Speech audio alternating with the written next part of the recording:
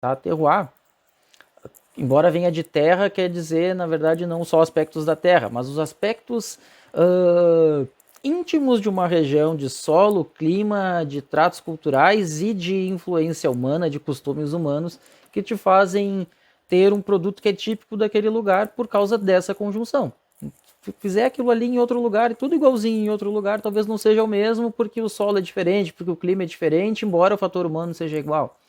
Se tu tiver, algumas vezes tu tem, em alguns países, regiões muito parecidas de solo e de clima e vinhos muito distintos. Por quê? Porque este fator é que o homem fazia coisas muito distintas.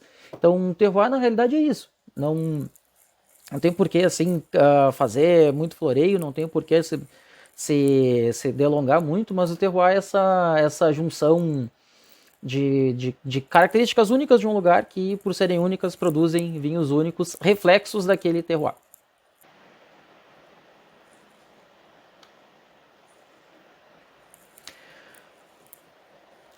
Outra questão que foi o Gutenberg quem levantou, aí sai um pouco do que a gente estava dizendo ali sobre vinhos comuns, tá? Que por que a gente deveria fazer, por que a gente não deveria fazer e por que alguns demonizam tanto. É uma discussão bem rápida aqui, né? E a minha lógica eu falei no último dos vídeos, eu acho que foi não no segundo, primeiro, já não lembro.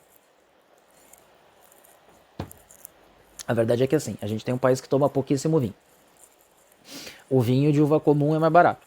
O vinho de uva comum tem várias características que as pessoas gostam.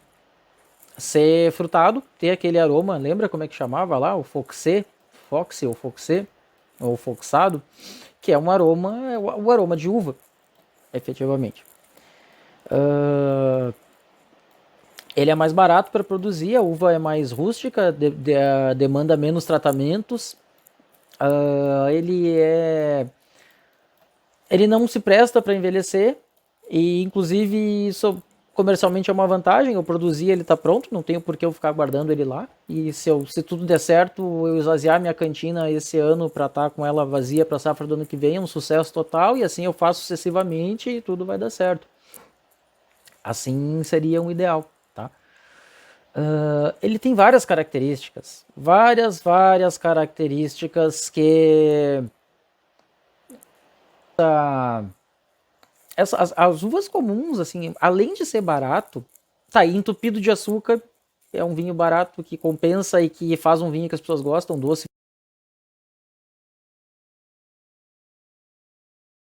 frutadinho. Ela tem uma série de características que as pessoas preferem. Às vezes as pessoas dizem, mas é o mercado que faz a indústria ou a indústria que faz o mercado? Será que não é porque a indústria só oferece vinho comum e, enfim, em tese inferior, o consumidor não preferiria vinhos melhores? Eu diria que não, tá? A experiência e as estatísticas de venda mostram que há uma predileção por preço, por tipo e, sobretudo, por doçura, tá? Quanto mais açúcar, eu lembro na Aurora, uma vez comentou assim, não deveria falar o nome da empresa, que quando tu saía de 60 gramas para 80 gramas, tu tinha uma aceitação muito melhor do público, quando você tinha um vinho suave. Quer dizer, é um nicho de vinho que, que eu não entendo que ele vai competir com vinho fino, que eu não entendo que o vinho fino vá conseguir substituir ele com preço, com vantagem sensorial, claro que sim, mas com vantagem de preço, muito dificilmente, tá? Muito dificilmente.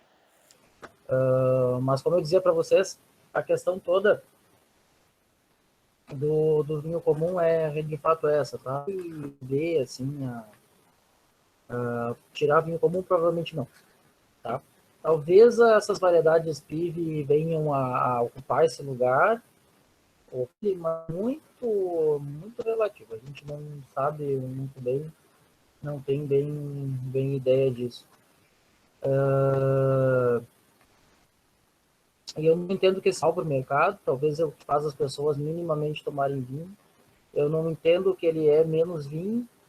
Se perguntar se eu tomo, provavelmente não. Eventualmente eu gosto de Bordeaux, eventualmente. Não faço com que ele seja um anti-vinho. Né? Eu não consigo, eu não entendo por que tem esse tipo de comentários. É bem comum você escutar em roda de sommelier falar isso. Que se não fosse nós teríamos, acho que vai funcionar agora. Se não fosse o vinho comum, a gente teria o vinho do Brasil seria melhor. Não, gente. Ele não disputa mercado e ele não faz com que o vinho fino diminua de qualidade. Tá? Então, eu particularmente não entendo por que ser contra o vinho comum.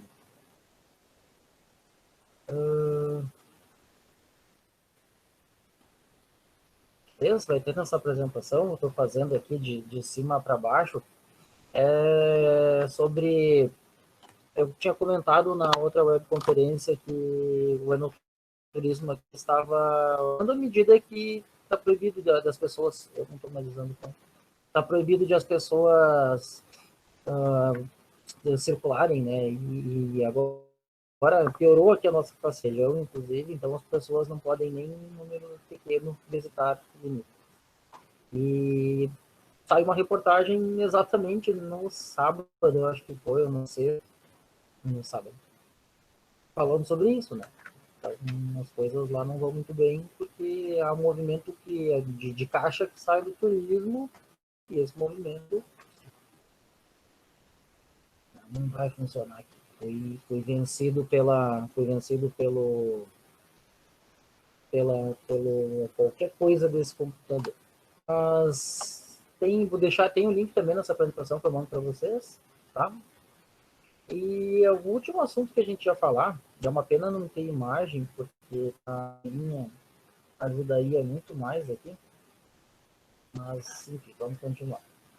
Então, vamos ver se eu vou tentando, enquanto eu vou falando com vocês, eu tento retomar aqui.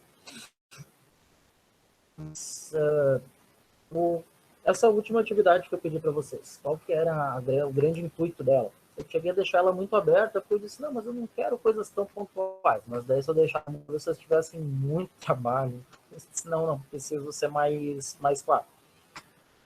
Mas a ideia era entender, eu fiz umas anotações aqui para eu não esquecer, entender o que é importador, o que é loja, o que é produtor de vinho e o que é um site geral, tá? As pessoas acabam num site geral ao invés de um site de importador. Alguns acharam um site de um produtor e não de um importador. E por que isso? Porque é importante você, o sommelier basicamente é ficar gerenciando os vinhos dessas empresas que servem a um determinado restaurante para fazer para conhecer né, efetivamente saber o que está vendendo, tá? Então conhecer as importadoras, saber quais são, saber o que elas vendem é importante. Outra coisa é conhecer uvas, nem que seja num olhar rápido e assim um pouco profundo. Uma questão que é importante, o que é uma ótica? Depende para quem, né? Vocês falarem aqui em Garganega. Garganega é uma variedade que eu não sei se alguém planta no Brasil, suponho que não. Na Itália é relativamente comum. Então, essa que é uma ideia. Eu até ia fazer isso na prática aqui, mas né, esse computador não ajudou. A ideia é essa, que vocês consigam dar uma lida, né, entender o que é importador, o que é produtor, o que é distribuidor, loja, tá? Entender o tanto de regiões que tem, o tanto de variedades que aparecem por aí. Para mim que seja assim, menos pesada, assim, menos se detendo, porque também não é útil pegar uma lista de uvas e ficar decorando a característica de cada uma. Isso não vai dar certo. Isso nunca vai dar certo. Vocês nunca... E é uma coisa que é verdade, é que a gente só conhece uva conhecendo elas de fato, né? Provando. E isso leva a vida. Isso leva a vida. Tem uva que eu não provei, uva que eu provei uma vez. Não tem fórmula mágica para isso, de fato, tá? Então, uma dessa, né? Vocês darem uma olhada nos catálogos, conhecer as importadoras. Não, Não, o site da Embrapa não tem essas informações, vocês vão encontrar. A Embrapa vai ter mais das uvas que eles pesquisam e tudo mais. Tá? Outra coisa que vocês devem ter percebido, que muitas vezes eles não têm vinho, deles é um corte, é uma assemblagem. Taná com Merlot, Taná com Syrah, alguém mandou, esse tipo de coisa. Assim, varietal. E tema para mais adiante, quando a gente fala em Europa, a Europa basicamente não trabalha com vinho varietal. E isso é bem distinto. Tem características de vinhos, e eles priorizam a característica da região e não de uma variedade em si. Então, no ano que uma variedade não foi tão boa, é melhor diminuir ela, aumentar o vinho com a essência da região e não com a essência de uma variedade que não está com clima conveniente, não está com características convenientes naquele ano de clima. Eles não fazem muito vinho varietal. Acho que essa era outra coisa que era legal de vocês verem, assim, sem precisar ver exatamente sobre isso. Outra coisa que talvez os nomes das variedades mudam. Volta e meia, por exemplo, Sangiovese tem Brunello, Pinot Noir mesmo, Pinot Nero, que é a mesma coisa, só muda, só traduziram, né, a expressão preto, né, que é Nero, ou Noir. Blaufränkisch na Alemanha, e por aí vai. Os nomes podem variar em função de idioma, e os nomes podem variar em função de hábitos locais, tá? Tem variedades que tem muitos nomes. Tempranillo, uma vez, não sei se contei todos, mas eu fiz uma relação, não sei se eu perdi essa relação, mas Tempranillo tinha ali, beirando 10 nomes diferentes, só na Espanha. Tempranillo, aragonês, olho de lebre, sensidel, o que mais? 1 milhão de nomes, tá? É importante perceber isso. Portugal, elas variam de nome, às vezes, elas mudam de nome de uma região para outra. E até de gênero do nome, né? Fernão Pires, por exemplo, vira Maria Gomes. Nunca entendi por que elas têm nome de pessoas, inclusive elas mudam. Uma região chama de um jeito, outra de outro.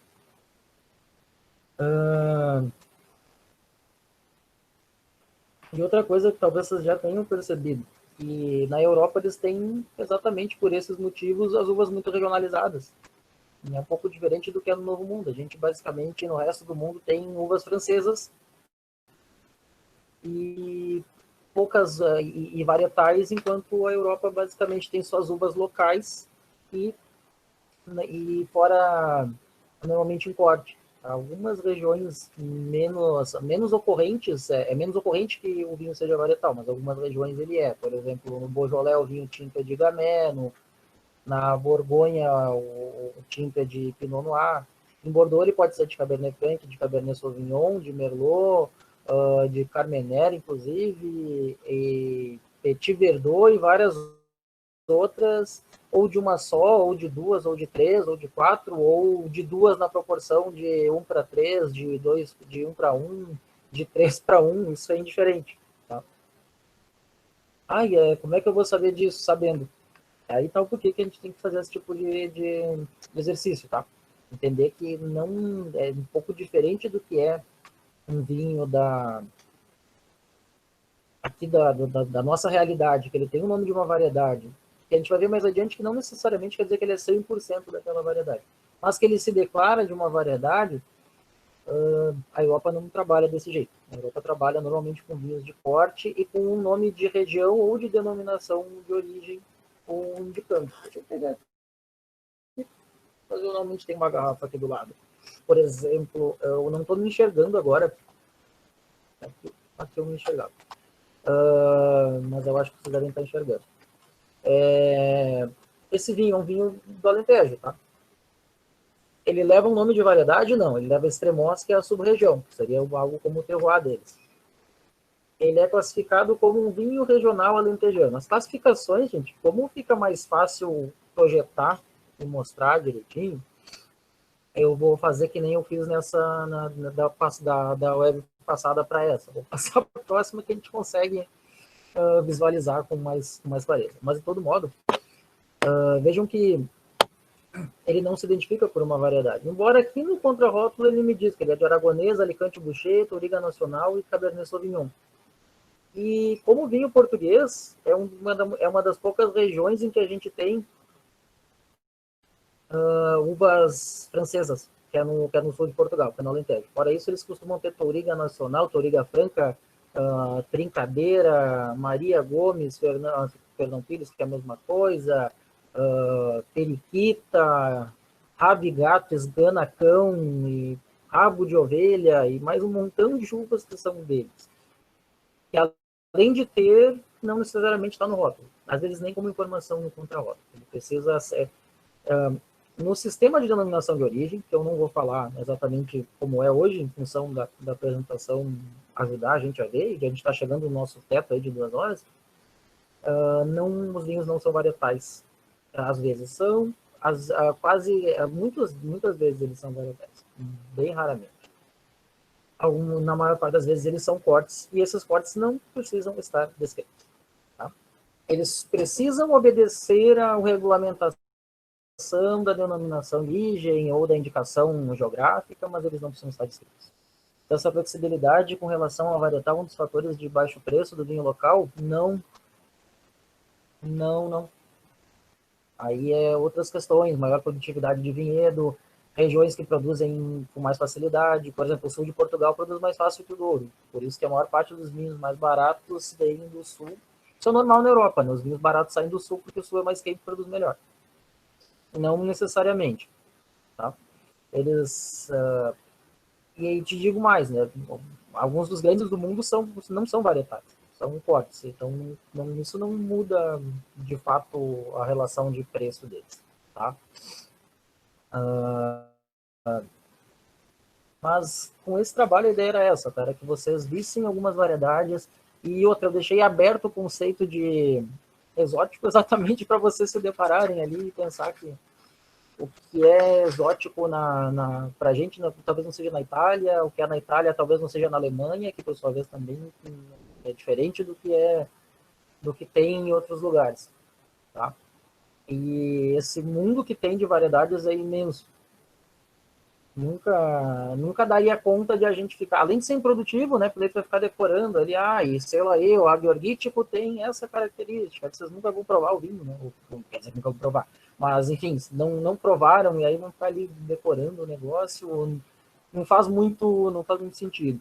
Uma outra questão também que é verdade, é uma abordagem que eu não gosto de ter. Algumas vezes as pessoas querem botar variedade de uva numa escala que nem sempre dá certo. Pinot Noir é leve. Isso é uma das grandes bobagens que se diz por aí, né?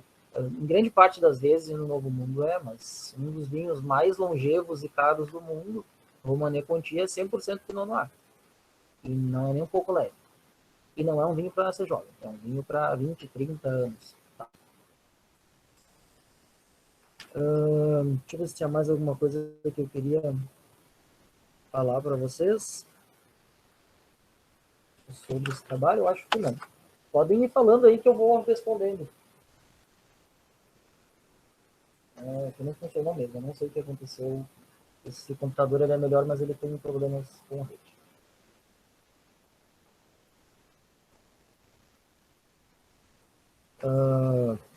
Mas a ideia do trabalho era isso, era a gente se aproximar aí e uma coisa, gente, assim, né? Mas eu não sei nada disso. Não tem problema. Abre lá, eu não fiz pensando em quem conhecia, fui pensando em qualquer pessoa que pegasse, olhasse. Às vezes também a gente olha ali, eu também sou aluno, né? Às vezes a gente olha e a gente acha, eu acho que eu não vou conseguir fazer. A gente larga de mão. Não, mas vai lá, abre, tenta. E a ideia era bem essa, era que vocês conseguissem explorar mais livremente, perceber algumas coisas por si. E à medida que fizessem uma síntese e mandasse, eu percebesse se essas coisas foram dentro de um esperado ou não. Tudo que veio foi relativamente dentro do esperado, tá? Foi relativamente percebendo. E é uma coisa engraçada, se eu pedir daqui a um mês para vocês falarem de uvas exóticas, talvez vocês não considerem mais a italiana exótica. Daqui a pouco elas começam a ser presentes na nossa realidade, né? Daqui a pouco vocês não consideram mais, vamos pensar, alguma outra uva que não seja italiana, espanhola que seja. Se bem que Tempranillo tem aí, por exemplo, mas vamos pensar. Mencia, alguém citou Mencia, né? Então, tudo bem, não teve certo e errado nesse sentido. Mas Mencia, na aula de serviço de vinho, vocês vão ver que eu aponto para o Mencia, digo, falo, né, apresento ele para, né, como se fosse ser, quase deu gaga, como se fosse servido para alguém. Então, é legal a gente ir tomando assim essa intimidade, tá? Se para quem pretender trabalhar com som, vocês estão escutando aqui, tá chovendo pra caramba desde ontem de noite. Talvez vocês estejam com dificuldade para escutar, mas efetivamente, né, esse mundo de variedades é talvez um pouco complexo, sim. Posso facilitar, não é conveniente, né? Porque é muito cômodo para mim, inclusive, dizer, não, gente, vocês sabem, tá tudo certo, vamos embora. Mas aí vocês saem, né, no primeiro contato profissional, olham de opa, falhou alguma coisa, ele deixou de falar coisas importantes. Né? Então, é mais ou menos esse a ideia. E outra, gente, uma coisa que a gente tem, e eu não estou me referindo a essa turma, eu tenho percebido no presencial isso. As pessoas têm um medo de errar fora do comum, o que não faz o menor sentido para a escola, né? Porque a gente tem, inclusive, errar na escola. É quando você erra fora, né? Quando você erra fora, você pode ser demitido, pode achar empregos piores e por aí vai, tá? Então, façam as coisas sabendo que talvez não saiba, que talvez vão errar, não tem problema, tá? Errar é uma coisa absolutamente normal no processo, ela é problemática depois do processo. Deixa eu ver. Eu acho que é isso aí, gente.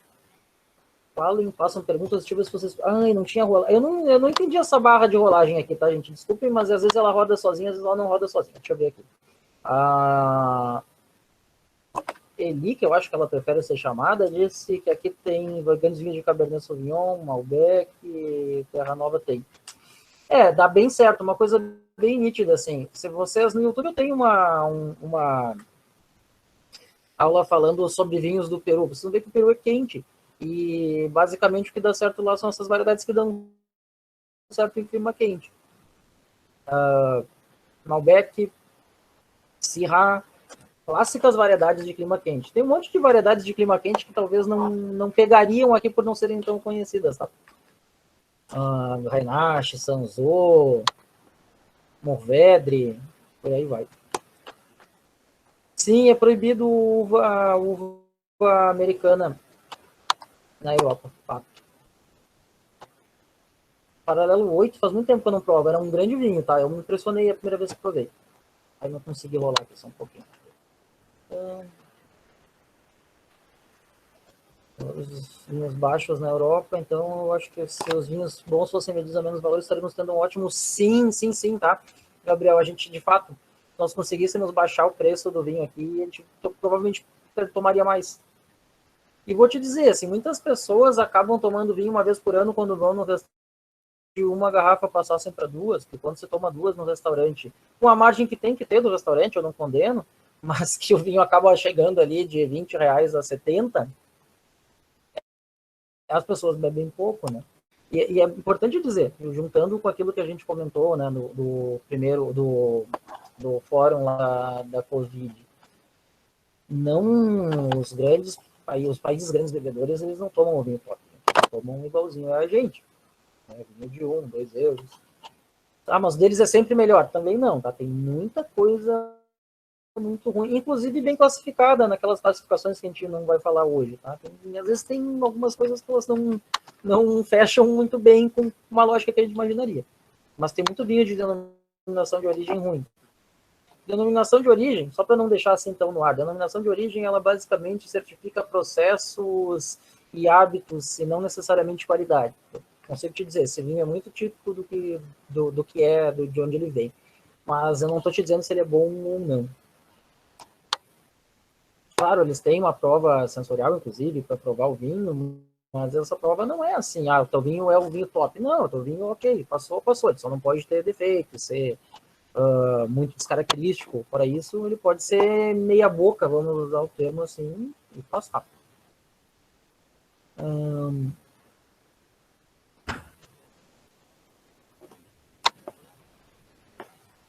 Isso na Europa inteira, tá? Eu acho que eu acabei já respondendo, a Verusca, vale a pena responder na Europa inteira. Uma coisa que vocês vão... Gente, vocês estão me escutando? Agora sim, professor. Vou encerrar assim, desse jeito assim, grosseiro, tchau, vamos embora, porque vai, como eu comentei aqui, tá chovendo bastante, eu não preciso encerrar, eu só vou avisar que pode cair, tá? Se cair e eu não voltar, entendo, eu só não gosto de deixar as pessoas esperando. É chuva, efetivamente, tá um pouco instável. Vamos lá. Tá? Elas ficam disponíveis depois, mas as que estavam escritas aqui, elas não aparecem para mim quando a gente cai e entra. Eu não gosto muito do Google Meet, tá? Para falar bem a verdade. Sim, outros mais fácil. Mas eu acho que é mais ou menos isso que eu tinha para falar por enquanto, tá? A gente amanhã tem também, né? A aula, eu vou customizando os assuntos. Não gosto muito dessa coisa muito rígida, assim, hoje vai até ali, não dá certo. A gente internet, né? Um dia cai, outro dia, tá? E eu acho que o vídeo ele vai ter duas partes, uma boa que está nesse computador e essa última eu vou pôr. Põe como privado, inclusive, tá? Porque daí vocês até conversam com vocês mais. Acho que hoje eu achei melhor a aula, tá? Porque eu fiz mais do que eu queria até esse ponto, mas infelizmente, do jeito que anda a coisa, ao menos eu resolvi a internet. Hoje para questão climática mesmo, tá? Mas fico feliz que vocês estejam gostando, tá? Pensem com carinho nessa coisa de... É bastante coisa? Mas eu tenho, tá? É importante e aproveitem enquanto a gente está aqui para tirar as dúvidas, para perguntar, para errar, não tenham esse receio, tá? E agora eu vou tomar que deve estar muito bom, inclusive. Tá bom? Obrigado, gente. Boa noite e até amanhã.